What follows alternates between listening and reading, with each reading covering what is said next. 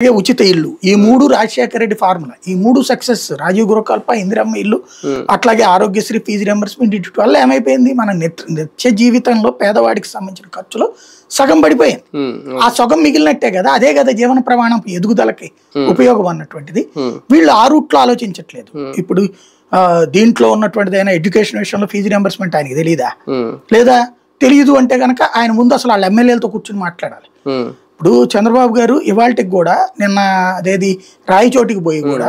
ఆ సభతో పాటు వాళ్ళ కార్యకర్తలతో మాట్లాడుతున్నాడు లోకేష్ వాళ్ళ కార్యకర్తలతో మాట్లాడుతున్నాడు వాళ్ళ నాయకులు ఫీడ్బ్యాక్ తీసుకుంటున్నాడు నిరంతరం తీసుకుంటున్నాడు